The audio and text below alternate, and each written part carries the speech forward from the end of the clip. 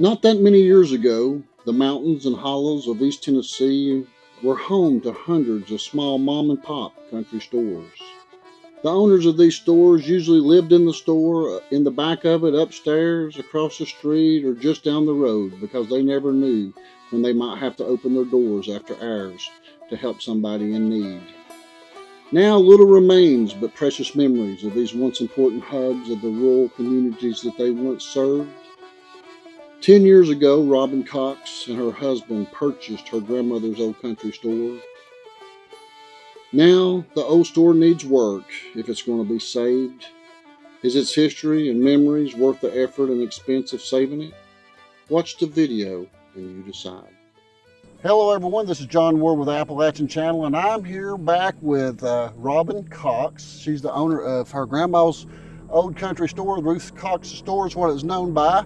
And this is Eddie Dotson, is that right? That's right. He lives in Ruth Cox's house right here. She lived across the street, and he grew up a couple of miles down the road. And he's going to tell us a little bit of stories about buying gas here and pulling up and blowing the horn and different things that's happened. And we're getting ready to go into the store too and look at it. And he's going to tell us some things about buying clothes here. She even sold clothes? Oh, yeah, yeah. All right. Well, I came here about 2 years ago and filmed this, and it was about this September, a little bit later in September, I think, last year. Mm-hmm. And the video was the video. This was the video that helped me get picked up on YouTube in their algorithm. And after that, then they started showing all my other videos. So it's a very good video for me. It helped me out quite a bit. I'm glad. So it's right here in my home county. For those that don't know, I live in Campbell County, Tennessee. This is my home county. I didn't grow up here in Stinker Creek. This is a little bit remote part of Campbell County. Yeah. And it was a coal mining area, I guess. Yes, and well, let's look around here a minute. You want to tell us some stories about it? Okay. Let's go over here. And this is Eddie Dotson. Eddie lives across the road from my grandmother's country store. And see, Eddie, when did you buy this property? Bought it in 2002. So he bought my grandmother's house in 2002. And you're telling some stories. Tell us about when you come here as a kid. Okay, when I was a young boy, well, my dad traded here from bought groceries and mining supplies and different things. But I would, as a young boy, come in, and I loved it in a hot summer day, go in and she had these pop coolers that you'd slide the lid back on top of it. You'd reach down in the pop cooler and you'd have about that much water. You'd have to dip down in and get you a pop. But boy, it was cold. And Ruth Cox, her grandmother, did a lot of favors for people here on the creek. And this is a true story. After I got big enough to drive, and I think I was about 16, 17 years old,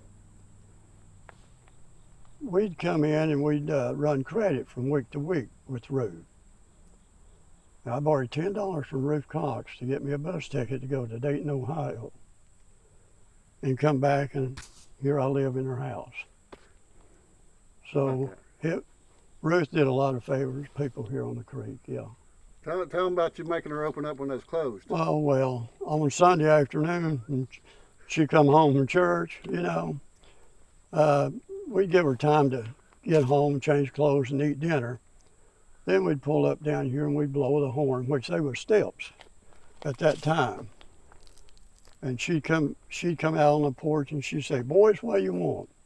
I'd say, "We need gas and some cigarettes." And finally she'd come down, open up. We'd get us a gallon of gas, pack of cigarettes, and we'd say, "Charge it, Ruth." And she had those little tickets she'd write down what we got, you know. So it was on Sunday. Monday I would start charging. At that time, there was no credit cards. Whatever we got, she would write it down on a ticket. And Friday evening, I'd come in, pay her what I owed her, and then I'd start charging for the next week. You know, just like that, you know. But she was an unusual lady, I guess. She'd help anybody, but she would fuss at us boys, I'm telling you. That was Ruth. That was her nature, you know. She enjoyed it. She enjoyed fussing at you? Yes, She enjoyed fussing. She did. She wasn't having fun unless she was fussing. Yeah, yeah, yeah. She was okay. And this side of this building right here, there was another part of this building like this here, and there was her gas pump. Probably set about right in here because when we pull up get gas, she'd look through the window and flip a switch on to turn the gas pump on. And you got your gas yourself. She never come out to get gas for you. You did that for yourself. But the night that the tree fell, it was real cold. I woke up with a toothache about 3 o'clock in the morning, and all at once I heard this noise. And this tree down in here somewhere fell and knocked this part of you can see where it was facing to the wall.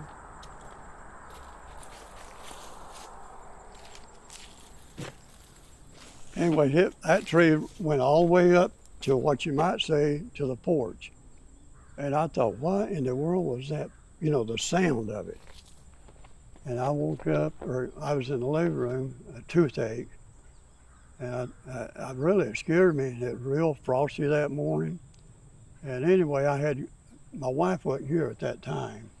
She hadn't moved. To do some work on the building. She hadn't come down yet. And I had to go back north and take care of my tooth problem. But I'm happy to be here. I would have never thought that I would be in Ruth Cox's house. Yeah. It's funny how life brings you right back home, doesn't it? Yeah. And if it hadn't been for her dad, probably I wouldn't be here, you know, because that's who I bought it from. Yeah, I used to come as a young boy, and I'd always get a hold of this post right here. Step in. I thought it was a big store, you know, just as a kid. And then she had a big oil tank for kerosene set right here. Now, I don't know what happened to it. Yeah, I'm not sure. Aunt Julia may have taken a lot of the stuff and put it in her garage. But now, like right in here, like this, set against the window. And the dry goods stuff was on these, part of these shelves right here. And then she had groceries. And this here, it was like a U shape. And her pop coolers sat right in this area here. She had a couple different pop coolers. And like you say, this door in the summertime was always open.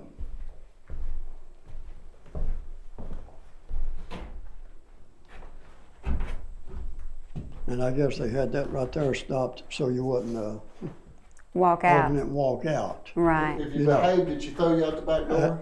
Well, If you misbehaved? she would probably do it, yes. and right here was where the candy and the tobacco and, you know, just sorts of stuff like that. But this is where Ruth Cox stayed, right in here. And then when you pull up to buy gas, like I say, she'd flip a switch right over there and look out the window and see who was out there wanting gas.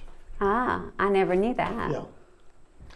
But I don't remember the ceiling. Yes, I think when Rodney came and used this as his workshop when he was doing the leather goods, I think he put the drop ceiling in and the lighting. Yeah, that light wasn't Right. here. Yes. And a big old pot-belly stove sat right there, so. Yes, I do remember that stove as a little girl. I feel some. Yeah. Yeah, this is going to have to get cleaned out and really looked at to see where there could be some rock going on that we need to take care of.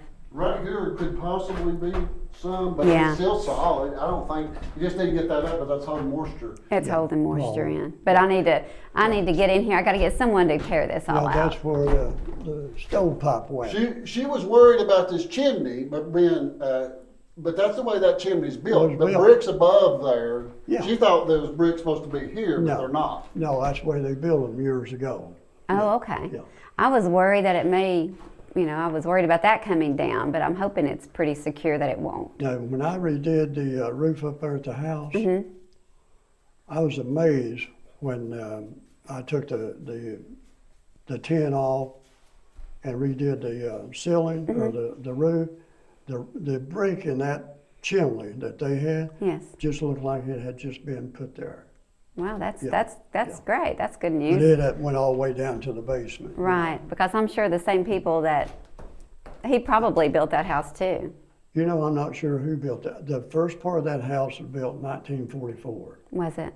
That's the age that I am today. Okay. Yeah. Do you think this house was, or this store was built before the old house out there was No. built? It wasn't? No. Okay, so it was built after. After. Okay. Yeah, and what I understand, your grandmother, they lived out around by Luther McCulley's out there somewhere at one time before this house was built. And that house burnt. And then they had this house built. Oh, okay. And then they built the store. Oh, okay. What I understand about it. Okay, Yeah. so maybe the store is not quite 100 years old yet. It's getting close It's to getting it. close It's to close. it. Yeah. Yeah. So let's back out here and we'll look at this, show people this chimney. I was really impressed about how solid it still is. Yeah.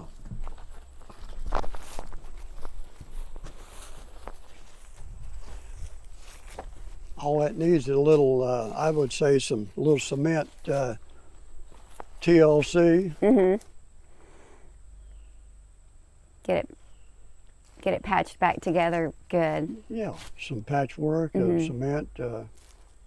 I think JC and Julie put that trash bag up there. Well, I was wondering if that To was some cover it, type keep the of rain, bag or the something. water out, you know? Right, Yeah. right. And the wind's probably just Right. blown that off. But that could be repaired easy. That's Okay. probably where some of that water on the floor is coming I from, would right say- through that opening up there, Yeah. blowing in. Blowing in. Yeah. Okay. Okay.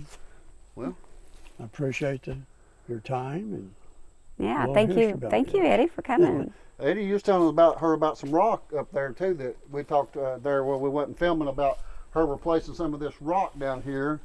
And you said that her grandpa had gathered some rock up. Is it on your property? Or? yeah, it's right now it'd be a little rough getting to, you know, but a little later when the fall, I wouldn't care a bit. I mean, get all of them you want. Yeah. That would be nice to be able to use that rock and Yeah. fill in these gaps where we're missing Because rock here. Anywhere's up there you look, you find rock. That's good. We need it. Yeah, yeah. All right. Well, Eddie, thank you for your time, buddy. I appreciate You're you. welcome. You're very welcome. All right, guys. So we were waiting on a few more people to show up to come talk about the store that lived here back many years ago when it was open. But Robin and I were walking around the building, and she had contacted me originally about a week or so ago and was worried about the foundation on it and wanted to know if I knew anybody that could do some foundation work. And I said, well, not necessarily, but we can definitely make a video and show what needs to be done and see if there's anybody here maybe in the Campbell County area that does this type of work that would be interested in maybe working by the hour or giving her a set price. But we're just going to look at some of the things, and Robin's really interested in preserving this building, ain't you? Yes, it's just a beautiful store. I would hate to lose it. And I'm trying everything I can to maintain it to its original, look. I still want it to keep its character. It's such a beautiful place. Yeah, so one of the things we've got to looking at, we've got a lot of damage and rot right here, and it has dropped down on this side. So this, basically, to make it sound and secure, unfortunately, a big part of the bottom part of the porch is all going to need to probably be replaced. And we did find some wood, and we'll look at that in a minute when we walk around back. And we are going to go around the back of this building to show you up underneath it, to show you the foundation. But her biggest problem that we're seeing right now is the porch. And you can see right down here in this far end, it's really not even touching down here. It's just shifted, probably from erosion from water running off the road, has washed this away over the years. And we can see right down in here, and we're going to walk around the other side of it. We can get down there better that way, but it has some rock pillars underneath it and some corners here. But the overall foundation is the floor itself, the building is pretty solid. It's mainly just the porch needing some work. And right here, there's going to probably, you know, possibly be some boards in here that's going to need to be replaced, and maybe the tin taken off and maybe replaced or reused. It's not too bad a shape, but sometimes you run into more labor trying to put the old tin back than it is to buy some better tin that's in good shape. If you can find some that's already rusty like that somewhere, Right. you know. And then you're just worried about the roof itself, but I really don't think the roof needs to be replaced at this point. It's got a few leaks, but some of it is coming from that chimney being opened. Mm-hmm. And we talked about, you know, sealing that up so water doesn't come down through it, and that's your biggest leak right there. Maybe a few other small leaks, but replacing the roof is going to be a pretty good job. It's not going to be easy, then it's never going to look original, but I think that can be fixed without doing the roof. Okay. Maybe have to redo this front, basically the whole porch. Everything just about on the front porch looks like it's going to have to be replaced. But you know, we was talking there a few minutes ago. Eddie was here about replacing, you know, getting somebody to lay some nice stone right in here, make that nice and pretty, and maybe even on this cap right here and on the other end. That would be great. And then I was telling you that the original picture had her store sign right here, and nobody probably knows what happened to that. I would have to talk to my Aunt Julia. She may have it. She might have it. Mm-hmm. Well, I told her what she might could do is get somebody to hand paint on the wood, because if she puts a sign back there, somebody's liable to come by and get it one time. Yeah. To take it home with them. I really like your idea of painting that on the Just wood. paint it on the wood, Yeah. and that way you don't have to worry about it. I like that a lot. And maybe put a plaque on it. I actually took a picture of a plaque, and I was going to send it to you, and I didn't, of a, Oh, of okay. a little store. I Yeah. was telling you about it that I went to as a kid. Mm-hmm. And one of the relatives had a plaque made, and it sits there where the store used to be. So you might have a plaque made and put it under the porch. That would be telling a great about idea some too. history. I'd like that. And then you're wanting to clean this out in here too, you said. Yes. So Yes. you keep this mowed. I would like to get this all leveled out and have it just like, you know, part of the grass and mow it. Right. It would look so much better. So this building, at the time that she had the store, was it used for storage maybe, the garage here? Yes, I think so. Back in, before, I don't know if this is even older than the store, to be honest. Could be younger. My grandfather had an old bus that they parked in there. Oh, do you run a Believe bus it or up here? not. Mhm. School bus? Yes. Okay. Yeah, there was a little school bus that was parked in there. It's kind of unbelievable to think that that could be, but I guess it was up a little higher and was able to get in there and park it. Well, let's walk around back and let them see the foundation of it. I don't Okay. think they're going to need a whole lot of work there. I think you've got one guy that's already looked at it. Yeah, I've already had one guy come and look, and I'm going to talk to another guy here soon. But any help I could get would be greatly appreciated from anyone. Now, this is the house. I was a little confused about what Eddie was talking about this house. Did your grandmother not live in this house here at one time and then move? Yeah, I think well, you know, my grandfather lived in that house, and I'm sure Mama did when she was a kid. I'm sure when my grandfather and my grandmother got married, they lived in a house that was probably a couple miles down the road on Stinking Creek Road that burned. They were married then. And so that's, I think, what Eddie's talking about, the house. And Down then the road. yes, down the road. And then once that house burned, I think my grandmother's father gave her this piece of property to build this house on Okay. after the house burned.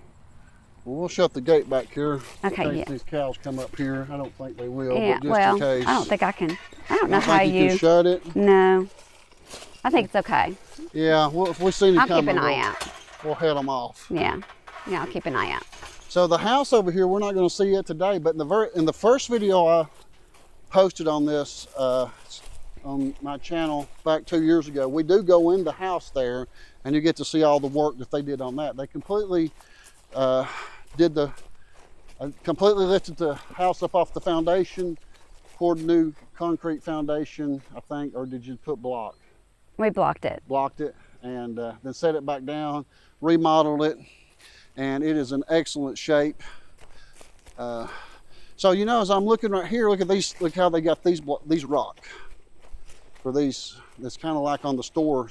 Right. See how these pillars are holding Yeah. this up? And they're all stacked with some type of cement between them, and that's what I need to put back on the store. So and here's where we was looking earlier, and we found well, there's a piece of tin right there. Yeah. And we found some of these boards right here that looks like there's quite a few of them, but the one that we pulled out did have some rot on it. Possibly there's some of them that's usable in there for that front porch. But so here we can see the back corner of it, and this is cattle on this part of the property. They lease out to somebody to use for their cattle. But here is the back of it. I've got that back door open still in there, and you can see it a little bit better. And we can look underneath it right here.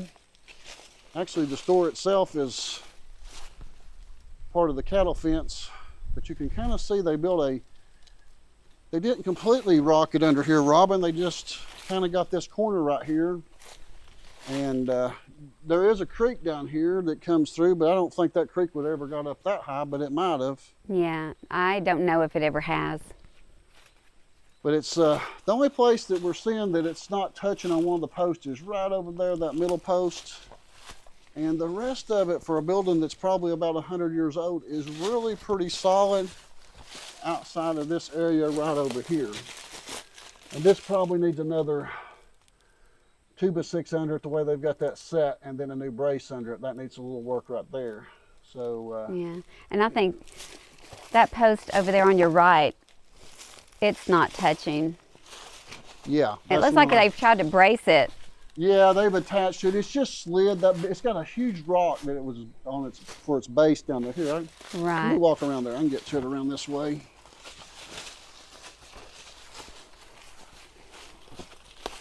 Well, yeah, you can see they come all the way. You can see this corner really good here, how much rock they got in here. Yeah. That would be nice if it could be like that all the way around.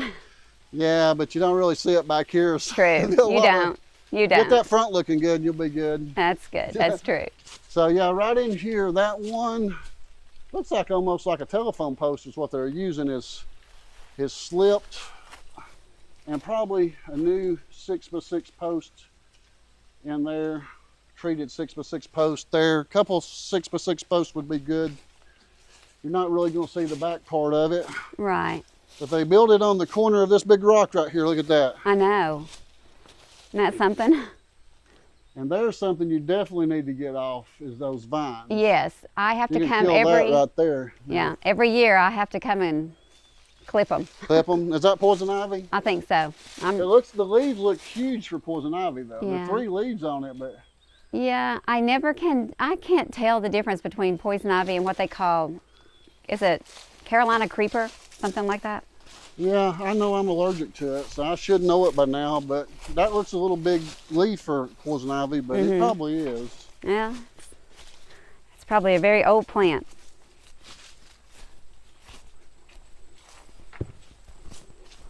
All right, well, we're going to walk back up front here, guys, and wait for some other people to show up. All right, guys, we've got some special guests here with us. We've been talking backwards and forth trying to get them here because they remember the store from back many years ago when it was still operational because they lived here. And we got Roger Ayers and Earl McCullough. And Roger is going to talk first, I think, because he's got some stories. We'll let him tell us a little bit, then we'll come back to you in just a minute, Earl, okay? So, you grew up not far. Tell us again. I grew up across the creek, just crossed over here. Probably moved there in the 40s, late 40s. And I met Paul, her dad. We were the best of friends for years. And we were all over this whole piece of property that Ruth and Ernest owned at that time, which her grandfather, right, Andy McCullough, owned this, I think, all of this property at one time. But I want to tell the story about the gas pump. They put gas. There might have been one other store on the creek that had gas, and I'm not sure about that. But Ruth put a gas pump in right here, and the tank was just down under the bank out here. And there was another room on the side of this. Which they said got tore down.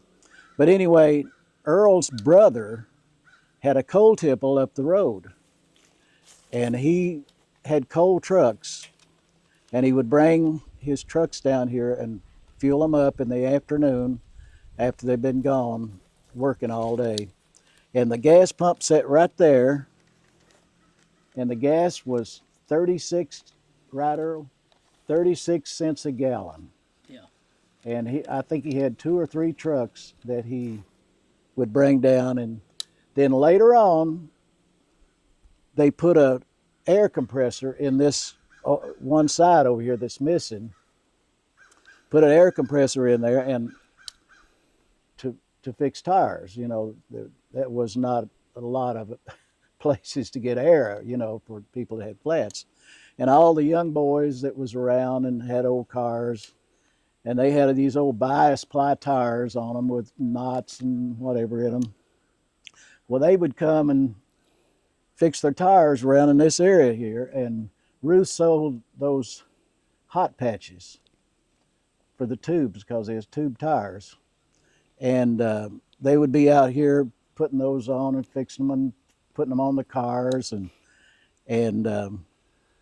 so that was another step that we didn't, as young people, we didn't even think about an air compressor, you know, and I don't know whether it helped.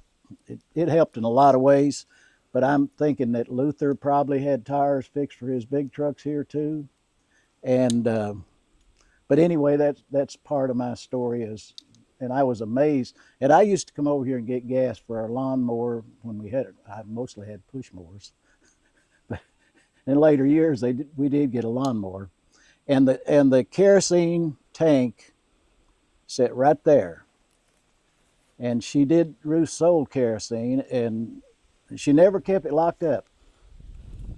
It was open. Did you remember the kerosene tank? I remember it, but Yeah. I remember the tank, but I had no idea what was in it. It was kerosene, and by that time though, kerosene wasn't a big sale because of we had electricity then, and I remember when electricity come up in this area. But some people would buy it just to build fires with, you know, like in their house. So that's pretty much my story, and if I think of something else, I'll tell you. But the gas was a big thing. It was a big thing for us to have gasoline on the creek. And Ruth was one of the first ones, and it was a great help to us. I have a few words written down here. All right. Starting out with where Roger left off there, the gas pump here was the gas that would go in it. They only had one kind, that was called ethyl. So about everybody around here would come and get them a gallon of gas. But way back years ago, it was a different story. The gas pump, they lived right up here, and the gas pump was out there, and the gas pump got a hole in it. And so it got water in it, and they couldn't get the water out of the gas and the gas out of the water, and then he couldn't use neither one of them. So what happened as the kids, as we would come from school and go by there, the husband's wife her name was Julia. She would hire my sisters and me and anybody else to come by to pump. Had one of them old timey pumps like this right here. You give it that and you'd pump, and that water running down the hill and that gas mixed with it. So this goes on, and the way she would pay with 3 little pieces of candy. So this is how that we got extra candy and things. Now, you say originally the gas pump was up here by the house, the Yeah, first pump. up there where that road comes off. Yeah, right down this way from the house a little bit. Okay, And but they the had a store was here though. No, the store was there too. See, that was before my time. Oh, we see, didn't know I that. didn't know that either. The store was there, and the gas pump was there. They didn't. I don't guess they used a lot of gas on this creek here. Was that the one that had the thing you pumped and it went up in the top of the? Yeah, I think so. And it, And it- worked and this just- handle, this Yeah, big it long. pumped like 2 gallon up here, Yeah, and So they had this. Was the store in the house or was another building there? there was another building there. And so they built this later than here. Yeah, this come later, much Okay. later. I drove a truck here on the creek for years, and here's where we had our lunch at, was a big slab of bologna in between two bread with mayonnaise, and you could do a day's work when you had one of them. Perfect bologna, not what you get now. So as soon as you got through eating, you'd head back to the mountains and get another load. So we're talking about her coming down opening up for you when she was closed. Do you remember her opening Oh up? yeah, she'd quarrel a little bit. She had a keen voice. You need to get here earlier. So she'd quarrel a little bit with us and anybody. All right, we came over here to this garage. We'd looked at it a little while ago underneath it. Robin and I had. There was some wood underneath it. But you was telling me something that's quite interesting story. Tell us what you know about this garage and the doors. well, I moved here. We moved here, my mom and dad, in the late '40s, and I just lived across the creek there. And in the summertime, we could get across the creek with our car, but in the wintertime, we couldn't get across the creek, so we had to leave it parked, my dad's car, somewhere over here, and Ruth's had the most space that we could park it. So my dad asked Ruth if he could park his car in this old garage because nobody used it, you know. It didn't have a door in it.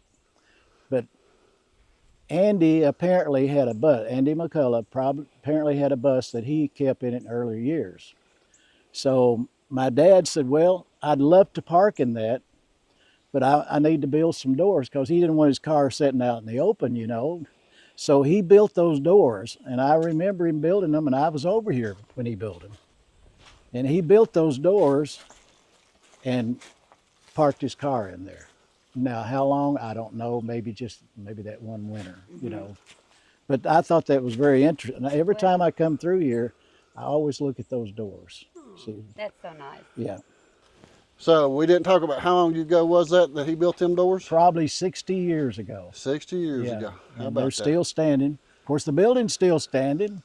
It doesn't look like it's going to be here long, but it's still standing now. And I don't know how long it was here before.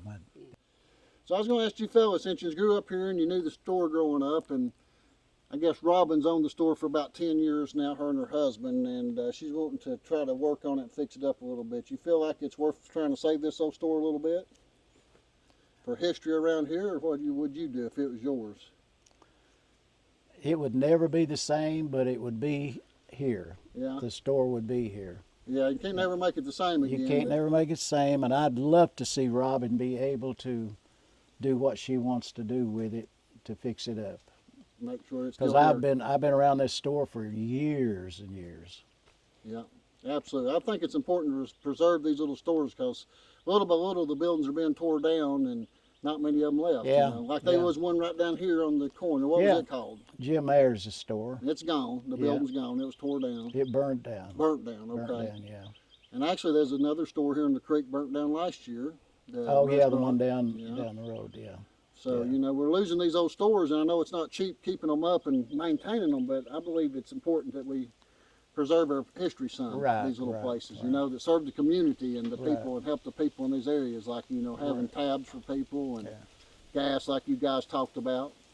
I remember coming in the store one day, and Ruth on the back counter back there had all these orders that she had that they would send her a note. People that lived around here that couldn't get here, and they'd send Ruth a note, and she would get the stuff together, put it in a box, and then me and Paul, which is her brother, Her dad. her dad, we would go with Rob Ayers, and Rob would deliver on Saturday day. We'd go through the Melvin and deliver all those groceries.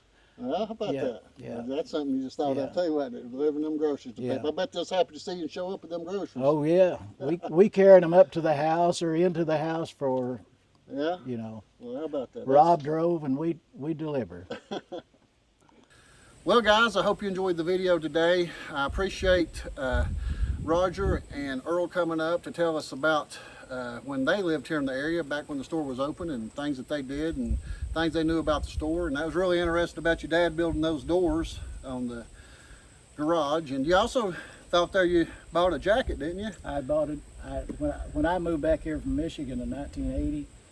I needed this work type jacket, and Ruth was still in the store at that time, and I had her to order me that jacket, and she got it, you know, in a few days or whatever. And you still got it? I still got it. Yeah. Well, when we come back to film next time, hopefully we'll be able to come back and film some work being done, or I'll come back and help if I need to on it. But maybe we'll let you know. Maybe you can bring that jacket up and show it to us. We'll do. I know We'll that do. Robin would like to see it. Will do. And there's another video that I filmed 2 years ago on here, and I'm going to put the link to that in the description so you can watch the first video, because we go in the house, and the house has been completely restored on the inside, outside. It's very amazing the work that they did on that. So make sure to watch that video, and if you're not subscribed, make sure to hit the subscribe button. And thanks for watching, and we'll see y'all on the next video. Bye-bye. Bye bye. Bye.